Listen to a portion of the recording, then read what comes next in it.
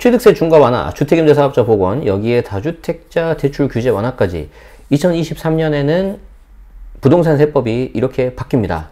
어떤 내용들이 바뀌고 나는 어떤 식으로 전략을 세워야 되는지 여러분들에게 한번 말씀드리도록 하겠습니다. 자, 이건 뭐냐면요. 제가 작성하는 제네시스박의 부동산 절세 노트라는 네이버 프리미엄 콘텐츠인데 검색창에서 네이버 프리미엄 콘텐츠를 하시고요. 여기 부동산 분야를 누르시면 영광스럽게도 여러분들이 많이 도와주셔가지고 제가 구독자 수는 현재 1위고요. 전체 채널을 하면은 지금 현재 채널이 무려 이제 1041기가 됐어요.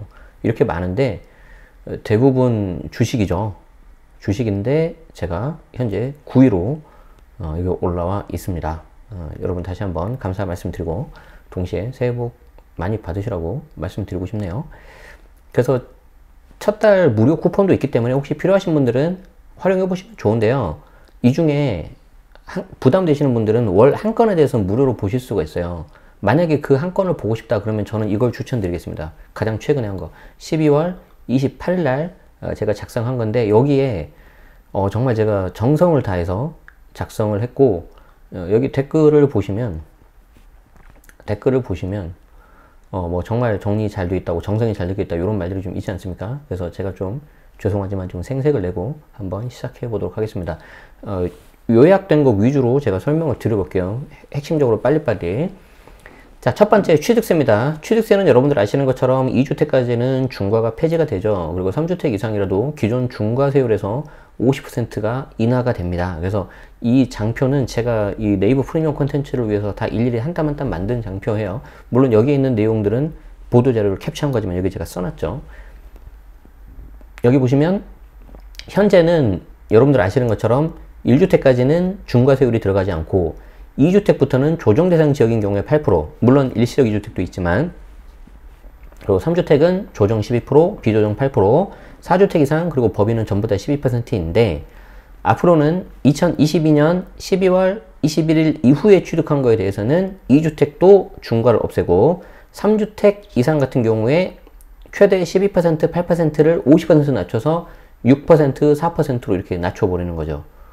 그런데 문제가 뭐냐면, 22년 12월 21일 이후, 그러니까 그날을 포함해서 잔금을 치른 경우 해당이 되는 거고, 이것도 100%는 현재 아닙니다. 왜냐하면 올해 2월 기준으로 정부가 이제 지방세법을 통과시키려고 해요. 그게 통과가 되면 이렇게 소급 적용을 하는 거죠. 그거 그림 다 제가 해놨습니다. 이따 보여드릴게요. 자, 그리고 요거는 앞에서 본 거는 유상취득이었고, 무상취득 같은 경우에도 최대 12%였지 않습니까? 조정대상 지역이면서 공시가 3억 이상인 경우에도, 근데 이것도 6%로 50% 할인을 한다. 그렇기 때문에 증여할 사람 해라. 이거인 거죠. 자, 그리고 또 하나 재밌는 게 있습니다. 보도자료에 있는 내용에 있어서 원문을 그냥 충실하게 해석을 한다면, 물론 이제 중요한 건 보도자료가 아니라 조문이지만, 여기 보시면 이렇게 나와 있어요. 아울러 인하할 계획인데, 1, 2주택자 증여 시에는 중과를 폐지하고 증여 일반세율 3.5%로 과세, 시행시기는 다주택자 중과 완화와 동일하게 한다. 이 말이 무슨 말이냐면, 즉 3주택 이상 같은 경우에만 증여 중과 12%를 적용을 하고 1, 2주택자 같은 경우에는 비록 조정이면서 공시가 3억 이상이라 하더라도 증여취득세 중과는 하지 않겠다라는 걸로 일단 해석이 돼요. 그리고 제 주변의 세무사님들한테도 물어봐도 비슷한 의견을 갖고 계시고, 물론 법이 통과가 돼야 됩니다.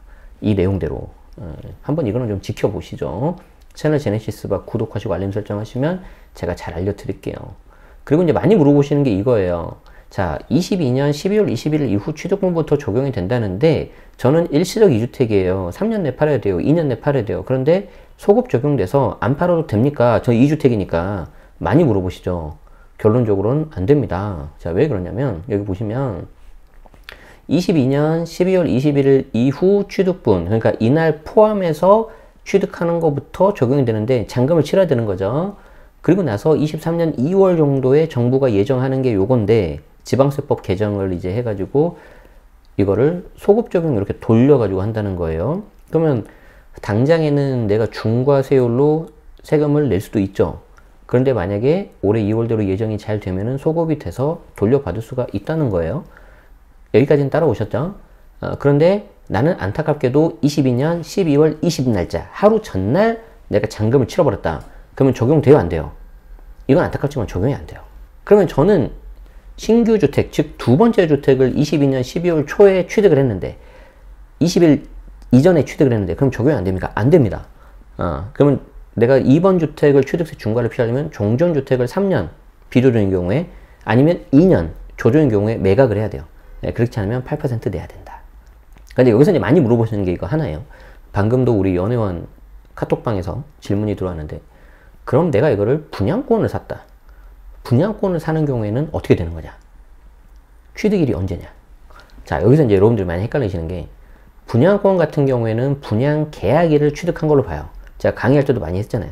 그래서 분양 계약일을 기준으로 이미 분양권을 전매하거나 당첨이 되면 그날을 기준으로 취득세 주택수가 카운팅이 딱 되는데 다만 실제 잔금 시에 세대 분리를 하거나 그때 세대 기준 주택수가 또 틀어지면은 일부 혜택을 볼 수도 있는데 이 경우에는 잔금일이 되기 전에 만약에 잔금일이 22년 12월 21일을 넘었다. 그런 경우에는 요때 해당되지 않습니까? 즉 12월 21일 이후에 취득한 거지 않습니까? 그리고 예정대로 지방세법이 잘 개정이 되면은 개정된 내용으로 소급 적용 받아서 취득세 중과를 피하거나 아니면 50% 할인된 요 취득세율이 적용될 수 있다는 거죠. 왜 그러냐면 취득세 기준 주택수 카운팅하는 거는 분양 계약일이긴 하지만 실제 취득하는 거는 잔금일이 맞으니까 이게 좀 우리 입장에서 좀 약간 헷갈리긴 해요.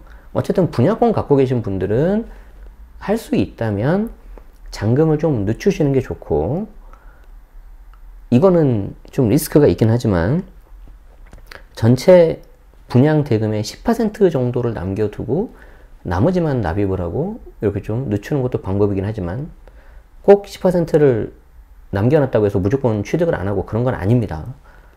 네, 그렇게 좀 통상 보고 있긴 하는데 세금이라는 게 칼로 무지하듯이 이렇게 딱 잘라서 하고 그런 게 좀 아닌 경우가 있어요. 과세당국의 어떤 개입이라든가 해석이 좀 필요한 경우가 있단 말이죠. 그래서 이거는 좀 제가 말씀드리기 조금 안 말씀드리려고 했는데 질문도 들어오고 해서 좀 말씀드렸어요. 자, 그래서 일시적 2주택 소급 적용 안 된다는 거 요거 말씀드립니다. 그리고 이제 보도자료에도 딱 명확하게 나와 있죠. 금번 개정안은 발표일인 22년 12월 21일 이후 취득 잔금하는 경우에 되고 적용될 예정이다. 근데 이것도 최종 통과를 해야 된다는 거죠. 그렇기 때문에 여러분들이 조금 더 끝까지 살펴보셔야 된다. 자, 그래서 이제 취득세는 여기까지 하면 되고요. 그 다음 양도세. 양도세에서 여러분들이 보셔야 되는 거는 원래 23년 5월 9일까지로 끝나기로 한 양도세 중과 한시 배제를 1년 더 연장을 해서 24년 5월 뭐 9일 혹은 5월 8일까지 연장을 하겠죠. 그런데 5월 9일이냐 8일이냐 그게 중요한 게 아니라 요 중간에 23년 7월 달에 세제 개편안을 통해서 근본적 개편안 마련하겠다. 무슨 말이에요? 없애버리겠다라는 거죠. 없애버리겠다. 그래서 요때 제가 여기도 적어놨지만 큰 거 온다는 의미입니다. 이게 이때 굉장히 좀 많은 변화가 있을 것 같고요. 그 중에 하나가 양도세 중과 없애버린다. 그리고 두 번째가 뭐냐면은 단기 양도세율을 2020년 이전 수준으로 환원시키겠다. 이건 무슨 말입니까? 지금 현행 2년 미만 단기 양도세율 같은 경우에는 주택 조합원 입주권 같은 경우에 1년 미만 70, 1년에서 2년 60이고요. 분양권은 1년 미만 70, 1년 넘어도 60, 2년 넘어도 60, 3년 넘어도 60이에요. 죽을 때까지 60이에요. 이거 잔금 쳐야 돼요. 그런데 이거를 개선해서 1년 미만 45, 일반 세율 중에서 최고 세율 45, 그리고 1년 이상이면은 기본 세율 적용. 주택 조합원 입주권도 똑같습니다. 그래서 이거를 2020년 이전 수준으로 환원하겠다. 여기서 중요한 거는 환원이라는 표현이죠. 인하가 아니에요, 이거는. 왜냐하면 그 전으로 돌리겠다. 왜냐하면 이게 너무 징벌적 세율이니까. 70%, 60%. 미등기 자산에 대해서 70% 좀 때리고 있거든요. 그러니까 미등기 자산 한 불법인 사람하고 1년 미만 가지고 있다 판 사람하고 동일하게 보겠다는 건데 저는 좀 개인적으로 납득할 수가 없어요. 그렇게 잘못을 한 건가? 집을 가지고 있다가 1년 미만에 판 게? 여기 보시면은 정부 보도자료 기준으로 23년 3분기 추정으로 나와 있는데 오늘 관련 내용이 나왔어요. 그래서 제 카페에다도 적어 드렸는데 요거는 국회 입법에 제가 필수라 그랬잖아요. 그래서 이거는 임시국회가 아니라 통상 열리는 정기국회 때 통과를 시키겠다는 거고 그러면은 정기국회는 또 올해 연말까지 23년 연말까지 가야 되거든요.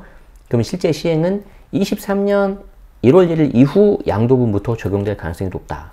그래서 이거 제 네이버 프레임에서도 질문 많이 왔는데 안타깝지만 23년 이후 양도분부터 적용될 가능성이 현재로서는 높습니다. 물론 최종 확정되면 또 말씀드리도록 하죠. 그리고 이제 제가 또 개인적으로 관심 있게 보는 게 실수요자 대출 관련 개선, 그리고 다주택자도 대출 규제 완화. 실수요자 먼저 볼까요? 9억 초과 임차 보증금 반환 주담대 전입 의무 현 3개월인데 이거 폐지해버리고, 생활안정자금 목적 주담대 한도 현 2억 원인데 폐지해버리고. 이건 우리 이미 봤었어요. 기억하세요? 원래 생활안정자금이 1억이었는데 그 2억으로 풀었고, 지난 보도절에서도 요 한도도 없애겠다고 했어요. 그런데 역시 약속대로 한도 2억 원도 폐지하겠다. 그리고 10억 초과 고가 아파트 같은 경우에도 주담대 한도 2억 원 폐지해가지고 대출할 수 있도록 하겠다. 그런데 이건 실수요자인 거고, 다주택자. 규제 지역이고 다주택자인 경우에도 주택담보대출 금지 규제 해제하고 LTV 상한을 30%로 적용하는데, 아쉬운 게 뭐다? DSR은 남겨놓는 거죠. 그러면 이제 여러분들 입장에서는 이건 뭐야, DSR 어차피 있으니까 나는 상관없는 거 아니야? 라고 하지 마시고, 올해부터, 지금부터라도 수단과 방법을 가리지 마시고 여러분들 소득을 조금 합법적인 방법 내에서 좀 늘리십시오. 투자하셔서 퇴사하신 분들은 만약에 법인 운영하고 있다면 법인 급여를 좀 더 많이 책정하세요. 그래서 계속 본인 소득을 늘리셔야 되고요. 현금이 없어도 급여를 먼저 태워서 먼저 많이 높여놔서 비용으로 잡아놓고 아직 미지급 급여 해가지고 본인 소득을 좀 높이면 돼요. 회사 직장을 다니고 있다면 좀 종합소득세 신고를 하더라도 그 이자 배당 혹은 다른 사업소득 어떻게든 늘리셔야 돼요. 그렇게 해가지고 결국에는 DSR을 좀 받을 수 있게 늘려놓고 여기에 금리 인하까지 되면은 괜찮은 시기가 오겠죠. 저는 그렇게 보고 있어요. 그럼 그거 늘려놔서 너는 뭐 하려고 그러니? 저라면 중심지에다가 하나 이렇게 사놓는 것들을 미리 저걸 가지고 좀 해볼 수도 있을 것 같아요. 그거는 이제 최근에 나온 기사나 분위기가 또 있으니까 다음에 한번 제가 따로 말씀드릴게요. 자, 그리고 이제 여러분들 관심 많은 주택임대사업자. 주택임대사업자는 이거 오타가 있네. 일단 등록하지 마세요. 그냥 깔끔하게 제가 정리해 드릴게요. 등록하지 마세요. 지금 이 기준으로, 이 라이브 방송하고 있는 23년 1월 2일 저녁 7시 기준으로는 등록하지 마십시오. 자, 왜 그러냐면 일단 요약을 해 드릴게요. 2020년 7월 10일 이후 아파트 신규 등록이 안 되는데 이걸 허용하고요. 이렇게 허용하는 경우에 취득세 감면, 그리고 완화된 중과세율 적용 가능하고, 이미 아파트 등록한 기존 사업자 같은 경우에 자동 자진 말소 대상에서 제외가 되고, 근데 저처럼 이미 말소된 사람은 필요 없어요. 여기에 대해서는 좀 아쉽고요. 그리고 단계별 세제 혜택을 살펴봐야 되는데, 자, 하나씩 볼까요? 취득세 봅시다. 취득세. 신규 그리고 최초 분양인 경우만 해당이 됩니다. 그러니까 내가 기존 구축을 샀다. 아파트가 됐든 빌라가 됐든 다세대가 됐든 혜택 없습니다. 일단 거기서 많이 걸러지겠죠. 자, 그리고 내가 신규 주택을 샀는데 면적이 전용 60제곱미터 이해야 돼요. 60 넘으면 안 돼요. 물론 60초과 85 이하 같은 경우에 50% 감면 있긴 있어요. 50% 감면 되긴 하는데 여기 보시면 20호 등록이 20호 20개 이거 누가 해 지금 이 상황에서. 하지 마세요. 아시겠죠? 그렇기 때문에 취득세는 요 사람들만 해당해요. 요 사람들만. 그런데 제가 결론부터 미리 말씀드리자면, 저 취득세 만약에 감면을 받으려고 내가 등록했다. 그러면 그때부터 지옥이 펼쳐질 거예요. 왜 그러냐면, 자, 보세요. 신규이면서 최초 분양이다. 근데 이번에 아파트가 풀렸기 때문에 여러분들이 아파트 분양권을 사서 내가 입주장 그때를 견뎌서 내가 등록을 했다. 그럼 어떻게 되죠? 전세가가 확 낮아졌을 거 아니에요. 그로부터 5%만 해도 10년까지 가야 돼. 아마 순간의 선택이 10년을 좌우한다. 여기에 해당될 거예요. 진짜 조심하셔야 돼요. 제 주변에 그거 신규 등록해가지고 8년짜리 묶어가지고 진짜 피눈물 흘린 사람들이 엄청 많아요. 물론 8년 끝나고 나서 나중에 장특공도 좀 혜택 받고 그런 경우도 있는데, 그거는 8년 후의 일이고 8년 동안은 진짜 마늘과 쑥만 먹어야 돼요. 그렇게 하실 자신이 있으신 분들은 10년 동안 할 자신 있는 분들은 하십시오. 근데 10년 너무 길어요. 자, 그 다음 보유세. 재산세는 2개 이상 등록해야 돼요. 그리고 전용 85제곱미터 이해야 돼요. 이게 다예요. 근데 감면율이 생각보다는 적죠. 자, 그리고 종부세 같은 경우에는 중요한 게 뭐냐면 임대 개시 당시 기준시가 6억이야. 수도권에는 3억이야. 그리고 2018년 9.14 이후 신규 취득 시 조정이라 하더라도 신규 취득 시 혜택 살아날 것 같아요. 이건 살린다고 했으니까. 중요한 게 뭐냐면 5% 이내 임대료 증액 상한이 있고 그 외에 각종 공적 의무를 삼아야 됩니다. 이게 제가 아까 말한 10년 동안 마누가 쑥을 먹고 버티셔야 된다는 거죠. 자, 그 다음에 양도세. 양도세도 종부세 합산 배제하고 거의 똑같아요. 그런데 아까 위에서 기억하세요? 뭐라 그랬죠? 중과 폐지한다며 이제 근본적인 대책을 마련해서. 그런데 내가 지금 등록해서 10년 후에 내가 취득한 곳이 조정이라고 가정했을 때 그 양도세 중과를 피하려고 지금 등록하는 거 아니에요. 10년 후에 여기가 계속 조정이어가지고 또 살아날까? 아무도 모르죠. 10년 후를 뭐하러 지금 걱정하지? 여러분들이 임대주택을 등록할 때 저도 지금 주택임대 사업자란 말이에요. 저는 목적이 명확하게 있었어요. 거주주택 비과세 155조 20항 그걸 받으려고. 근데 그걸 받으려고 등록을 했는데 19년 2월달에 시행령 개정을 해가지고 평생 1회로 바꿔버리고 제가 진짜 어이가 없어가지고 그랬는데 아무튼 여러분들 목적이 명확해야 돼요. 자, 여러분들이 만약에 취득세 감면을 받고 싶습니다 하시는 분들은 제가 말리고 싶어. 왜? 받을 수는 있어요. 받을 수 있는데 10년 동안 임차료가 굉장히 낮은 상태에서 등록을 하고 5%밖에 못 올린단 말이에요. 그래서 조금 힘들 수 있다. 자, 두 번째. 저는 재산세를 줄이고 싶은데요. 재산세는 요건이 쉽긴 한데 좀 그 체감되는 게 좀 약간 작아요. 그거보다는 종부세 합산 배제를 하셔야 되겠지. 근데 종부세 합산 배제 다 좋은데 10년 동안 가지고 있어야 된다. 저는 이게 제일 걸려요. 중간에 정권이 몇 번 바뀔 수 있잖아요. 어떻게 내가 믿어. 마지막 양도세 중과 배제는 진짜 이번에 퀘스천 돼버렸지. 왜? 이제 중과 없어질 거니까. 게다가 규제적 풀어버린다고 하니까. 그럼 뭐가 남죠? 하나 있죠. 공공의 임대차 시장 안정에 대한 어떤 기여, 자부심, 프라이드. 프라이드는 됐고요. 자부심은 땡스요. 잘 생각하세요. 물론 이렇게 했는데 바뀔 수는 있습니다. 왜냐하면 올해 2분기 때 이제 인센티브 복원한다고 하거든요. 1분기 때는 등록 허용하고 뭔가 뒤바뀐 것 같은데 먼저 인센티브로 복원하고 등록을 허용해야 되는 거 아니에요? 근데 지금 바뀌었어. 제가 봤을 때. 근데 그렇게 할 때 뭐 스페셜 한시 등록 뭐 해가지고 5년짜리 나올 수도 있습니다. 그러면 좀 생각해 볼 수 있을 것 같은데 그 외에는 잘 모르겠어요. 그런 내용들을 이렇게 다 적어놨어요. 제가. 감당할 수 있습니까? 요즘 인기리에 방영 중인 카지노. 역시 뭐 너무 연기를 잘 하시더라고요. 근데 한꺼번에 좀 쫙 풀지 왜 하나씩 하는 거야? 찔끔찔끔. 간보나 여기도? 이 표를 보시고 도저히 내가 복잡해서 뭔지 모르겠다 그러시면 그냥 등록하지 마십시오. 그게 정답입니다. 좀 촘하게 돼 있죠. 여기에 대해서는 제가 별도로 나중에 한번 제가 하긴 할 거예요. 그래서 그 뒤에는 제가 좀 몇 가지를 적어봤어요. 이제는 똘똘한 두 채 시대다. 갈아타려면 이런 거 봐야 된다. 내가 봤을 때 제일 애매한 사람이 1세주택, 2주택자다. 그리고 3주택 이상이라면 정부가 주는 메시지는 처분하거나 증여하거나 임대주택 등록하라는 거다. 어떻게 할 겁니까? 여기에 대해서 제가 좀 적어놨습니다. 그래서 이제 필요하신 분들은 월 한 건에 대해서는 무료이기 때문에 참고하셔도 좋을 것 같고요.